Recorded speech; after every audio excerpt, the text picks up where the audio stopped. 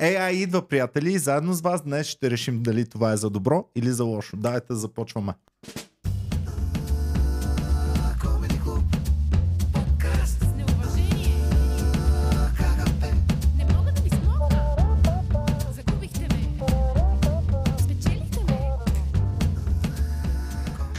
Приятелчета, онзи ден доста се ядосах на един подкаст, в който започнахме да спорим за AI. Така че реших заедно с вас да решим дали идва AI или няма да го доживеем ние и дали, ако дойде евентуално, това ще бъде за добро или за лошо. Има един тип хора, които със сигурност няма какво да се притесняват от изкуствения интелект. А това са хората, които вече са по-старички, по-възрастни, няма за какво да очакват бъдещето и единственото, на което се надяват, е да дойде изкуствен интелект, който да ги върне обратно назад към младените.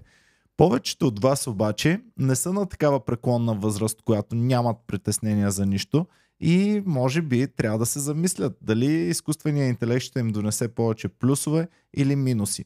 Има няколко типа хора, които със сигурност трябва да се попритесняват малко от изкуствения интелект. Това са умните, силните и хората, които си мислят, че от тях нещо зависи.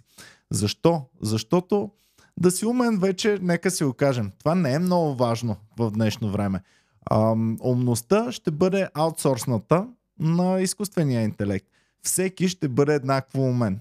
Всеки ще има достъп до еднакво добри решения на всичките си проблеми и изобщо, нека си кажем, тези глави ще бъдат само за окраса, а не толкова за мислене. Да си красив все още ще си бъде голямо предимство, поне според мен. Така че да продължаваме напред. Кой обаче няма какво да се притеснява също и може би ще ги чака с интерес тези нововъведения. Ако си по-глупав, ако си по-слабичък или пък абсолютно нищо не зависи от теб, то тогава какво да се притесняваш, че ще има някакво свръхинтелигентно същество на планетата? Ти нямаш за какво да се безпокоиш. Както казах, отново повтарям, ако си стар или си болен, разбира се, че ти ще натискаш с всички сили да идва по-бързо изкуствения интелект и да ти помогне да се излекуваш ти, теб, близките ти или който там, за когото ти пука. Така, сега нека пристъпим малко, да върнем назад картинката и да си поговорим какво въобще е изкуствен интелект. За да говорим за изкуствен интелект, дайте първо да си говорим за интелект. Това се оказва, че хем всички ние инстинктивно знаем точно какво е интелект, хем обаче дори учените, дори философите малко се притесняват да дадат точна дефиниция за това. Интелектът е нещо, което според мен ни дава възможност да решаваме различни проблеми. А проблемите се сблъскват, когато имаме цели. Тоест, ако нямаме цели, нямаме проблеми, нямаме интелект. Може би. Ако имаме проблеми, ако имаме цели, тогава ние може да сме прости, без интелект и да не можем да си решаваме проблемите и да оставаме просто, каквото стане. Или да решаваме чрез интелигентно решение, брат, дай да направим нещо по въпроса. Проблеми, които сме имали ние като човечество през всичките тези години са били проблеми за оцеляване. Едва последните няколко века проблемите започват да стават малко по-вътрешно морални, етични или пък самите ние да се чудим за какво се притесняваме и да си го измисляме сами. Така че в цялата еволюция, която има не само човечеството, но и организмите преди това, проблемите са били предимно свързани с оцеляването. Имало е няколко вида организми, едни, които просто са се реели така в нищото и са решавали проблемите си, каквото ще стане, брат, това е положението. И също така имаме организми, които са малко по-сложни и които са започнали да намират начин да разрешат даден проблем. Къде точно се е зародило интелигентността е трудно да се каже. Учените дори говорят за мъхове и за плесени, които според тях притежават някои свойства, които бихме могли да наречем интелигентност. Хубаво обаче, отиваме и към следващата точка на интелигентността. Това е дали можеш да събираш знания. Лично аз не съм от най-паметливите, но знаем, че има различен тип хора. Някои са повече запаметяващи, други по-малко. събирането на знание и запаметяването им е само още един от компонентите на интелигентността. Следващия компонент на интелигентността, това е дали като ги събереш тези знания и тази информация, дали ще можеш да я използваш, така че на теб да ти допренесе, за да можеш да разрешаваш тези проблеми. Това нека да го наречем учене. Ученето е процес, в който не само запаметяваш факти, а ги прилагаш, комбинираш и по този начин създаваш нещо за теб, което ти е от полза. Идва и един такъв момент, който аз като комедиант смятах доскоро, че е изключително важен, а това е креативност. Креативността, разбира се, също ще бъде изпреварена многократно от изкуствения интелект, ако вече не е изпреварена. Тоест, да си много креативен също няма да ти бъде от голям плюс в бъдещето, може би. Но, какво е креативността? Креативността е да комбинираме по възможно най-уникален начин, такъв, който много от нашите връстници и приятели не успяват да се докопат до него, да комбинираме познати на нас елементи, за да достигнем до нови неща. Разбира се, тук идват и няколко интересни компонента за какво е да си интелигентен, а именно да можеш да съставяш някакви свои стратегии за оцеляване и за, както Гатио, победа в игри на волята, да речем. Освен стратегиите, разбира се, имаме и много важен компонент, а именно критичното мислене. За да си критичен, ти трябва да си нещо повече от останалите и да можеш да изразиш своята критика към нея. Така, отиваме и към последния много сложен компонент на интелигентността. Много хора и учени, и аз самия смятам, че част от интелигентността включва някакъв тип съзнание. Сега, съзнанието обаче е нещо много сложно, което съвсем няма разрешение какво е. Няма от тук да влизаме в това какво е съзнание. Всеки от вас ще си го дефинира, защото имаме някаква интуитивна представа какво е съзнание, но тя нито е по дефиниция, нито всеки ще се съгласи с вас. Самите учени спорят какво точно е съзнание. Някои смятат, че машините вече го имат, други смятат, че никога няма да го имат. А разбира се, който вярва в по-духовни неща, смята, че съзнанието е нещо тотално различно, духовно и недостижимо от никакви други организми и изкуствени работи, така да ги наречем. Добре, след като казахме какво е интелект, дайте да видим сега какво е изкуствен интелект. Изкуствен интелект би бил интелект, който се изпълнява от машина или нещо създадено от нас, хората. Защо смятаме, че каквото ние сме създали не е част от природата, това не мога да ви кажа. Лично аз смятам, че няма нищо изкуствено и всичко създадено от човека си е също естествено нещо, тъй като ние сме природа, следователно всичко създадено от нас е също природа. Тук е много интересно да споменем, че изкуственият интелект в годините се е развивал и теорията за него е била много, много различна. Лично аз като започнах да се интересувам малко повече от темата, ми беше интересно, че първите теории и първите сериозни разработки по темата са още от 60-те и 70-те години на миналия век. Във време, в което компютрите дори не са притежавали монитори, никой не е имал персонален компютър в къщи. Компютрите са били нещо тотално различно от това, което сега вие познавате, ползвате и на което може би ме гледате. Първите опити за изкуствен интелект са прости алгоритми, които са за някоя много конкретна задача. Това, което ние с вас познаваме много добре и разбираме, и дори някои от нас малко по-възрастните са го ползвали, това са ботовете за игра на обикновени игри. Да речем шах. Шахът е игра, която много дълго време хората са смятали за интелектуално забавление, което показва кой е най-умният едва ли не.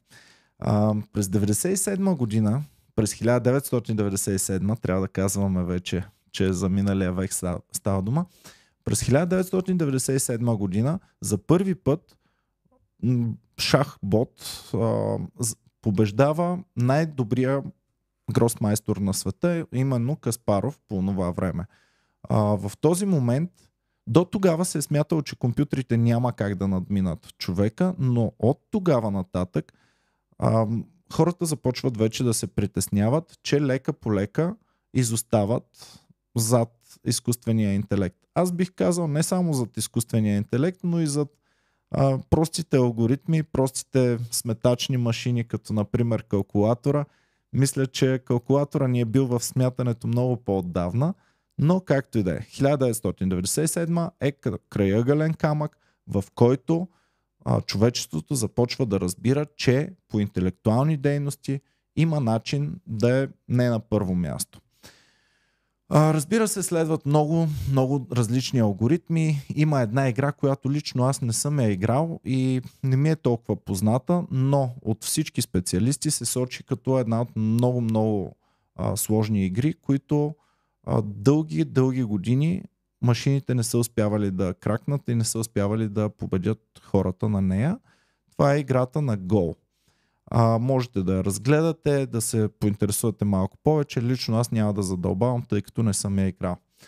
Но алгоритмите, които много добре познавам, които учат от моето поведение и които ме познават по-добре от майка ми, баща ми, гаджето ми и от вас самите, това са YouTube, TikTok алгоритмите на Amazon и изобщо всички тези алгоритми на приложения, които ползваме всекидневно.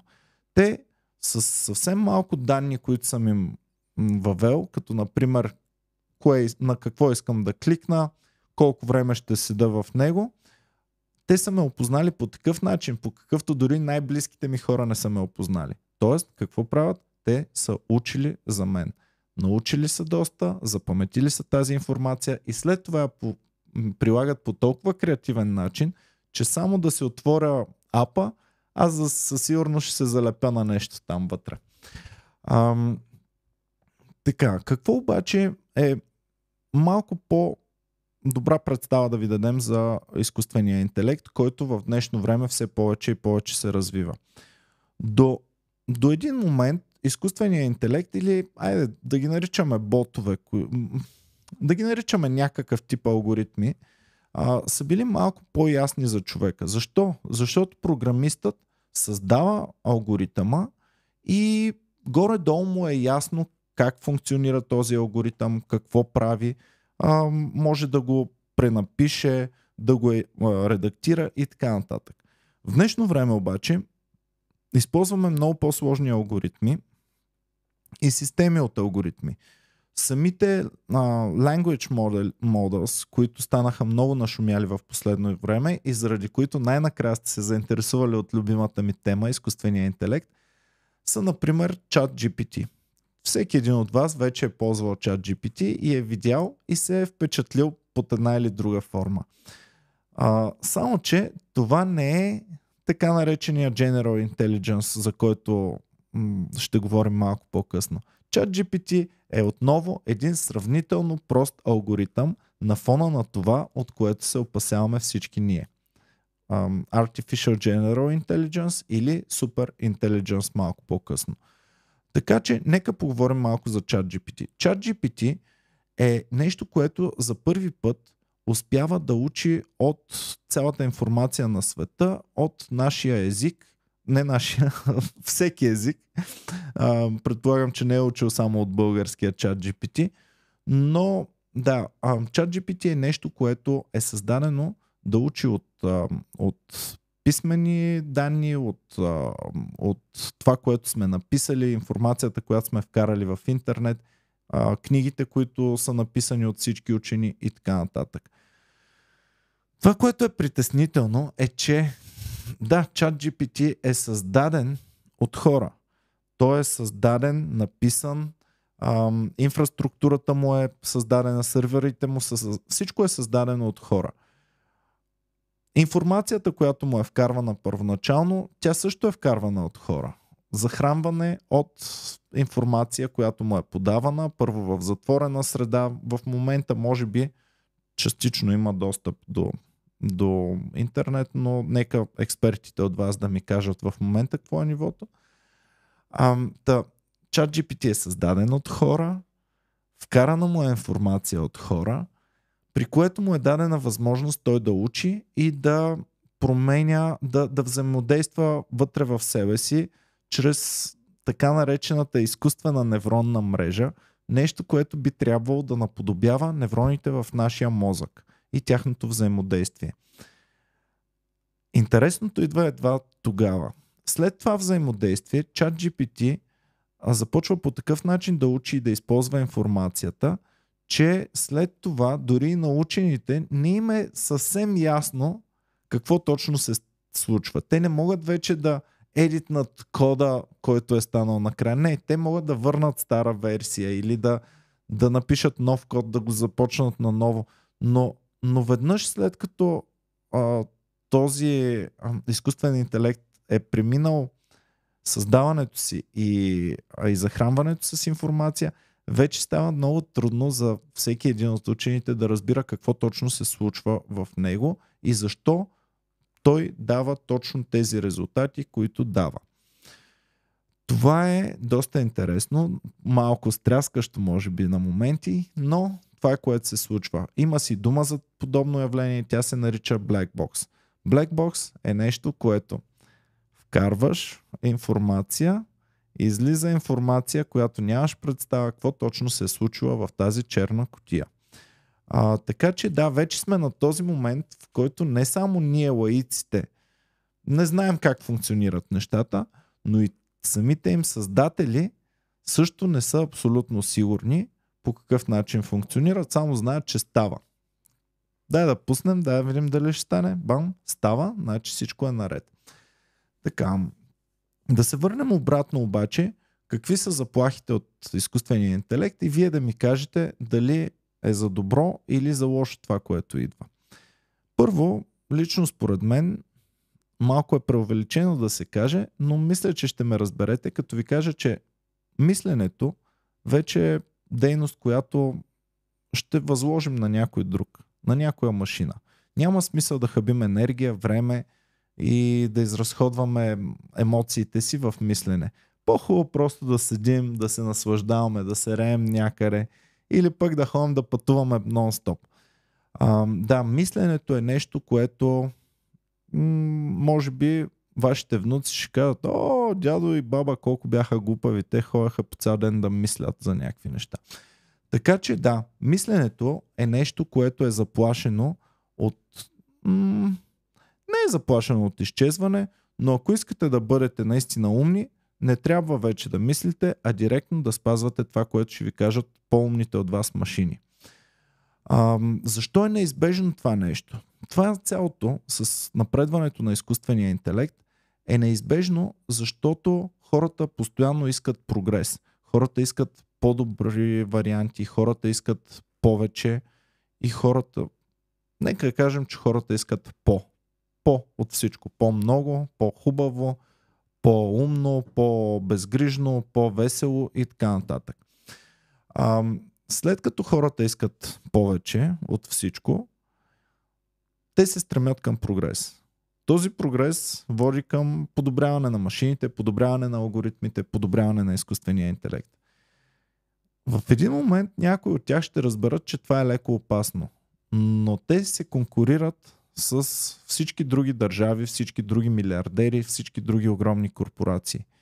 И именно тази конкуренция дава невъзможността ти да спреш да се състезаваш, да спреш да подобряваш и те кара ти да пушваш до такива лимити, че дори може да унищожиш и целия свят. В предишно мое видео говорихме за състезанието между Щатите и Китай, така че можете да си го пуснете, ако искате, и да видите как едно съревнование те кара да правиш понякога доста опасни неща. Тези състезания ще доведат до 3 възможни сценария. Именно за тези 3 сценария се поскарах малко с колегите от Comedy Club.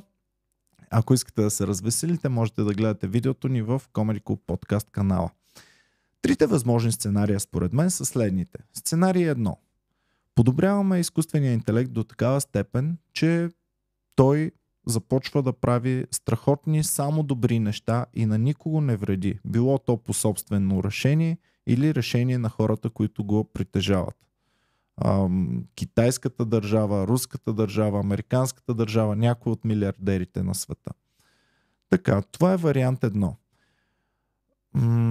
В моят сблъсък с исторически данни съм забелязал, че могъщите хора имат някаква тенденция да воюват, да спорят и по някакъв не много готин начин да разрешават проблемите си с други величествени държави. Но това може би съм само аз. Може би в вашият свят всички лидери световни и всички милиардери са най-добрите, мили и готини хора, които могат да съществуват на света и те само ще се грижат за вашето и моето благоденствие. Така, това е вариант 1. Вариант 2 е вариант, в който изкуственият интелект ще достигне някакво ниво и ще си каже: няма смисъл, аз съм твърде добър, твърде мощен, дай ще се самоизключа. Окей, възможен вариант. Вариант номер 3 е, че някой човек зад изкуствения интелект или самия изкуствен интелект ще използват могъществото си с не съвсем добри помисли спрямо вас, спрямо мен или спрямо някакви други хора. Може пък България да е държавата, която развие най-мощния изкуствен интелект и само за нас да мислим, но да изпотрошим целия друг свят. Пак не е много готино. Така че нека видим България, след като изкуственият интелект, българския изкуствен интелект стане номер 1. Ето, така ще изглеждаме. Може би някой от нашите партии ще го развие. Не знаем за сега. Но това са трите възможни сценария. От тези 3 възможни сценария аз искам да изключа един, а именно средния. Сценария, по който няма нито много добро, нито много лошо да се случи. Защо го изключвам? Защото това е един изкуствен интелект, който няма да е много полезен за своите създатели. Те предполагам, че ще се целят към могъщество или към нещо свръх, но със сигурност този изкуствен интелект ще го използват или за добро, или за лошо. Затова изключваме средния вариант, по който няма да е нито добро, нито лошо. Остават ни двата. Добро или лошо. За съжаление, доброто и лошото са едни малко субективни квалификации на нещата и добро за един много често е лошо за друг. Това ме кара да се притеснявам изключително много. Без значение дали изкуственият интелект ще бъде винаги покровителстван от човек или в един момент ще стане самодостатъчен и сам ще започне да взема решения. Именно тук ще оставя вас да решите дали изкуственият интелект в бъдеще, в момент в който стане изключително мощен, изключително силен, дали тогава той ще бъде използван само и единствено за добро или за лошо. Последиците, ако бъде използван за лошо, са изключително опасни. Много хора го сравняват с атомната бомба. Аз бих го сравнил с нещо много по-опасно и по-могъщо от атомната бомба, защото атомната бомба не взема решения. Тя не решава днес какво ще прави, утре какво ще прави, кой я кефи и кой не я кефи. Докато едно такова същество или хората зад него биха могли да вземат решения, биха могли да действат тихомълком, биха могли да действат дори чрез вируси във въздуха или каквото още можете да си представите, а и много други неща, които нито вие, нито аз можем все още да си представим. Така че, приятелчета, това е за днес. Вие ми пишете отдолу в коментарите дали според вас напредването до безкрайност на изкуствения интелект ще бъде за добро или за лошо. Продължаваме с следващата серия. След няколко дни ще дойде следващия епизод на този подкаст. Чао и не забравяйте да сабскрайбвате, да лайквате видеото. Ако искате да подкрепите канала и да правим повече видеа, можете дори да станете членове. Чао за сега!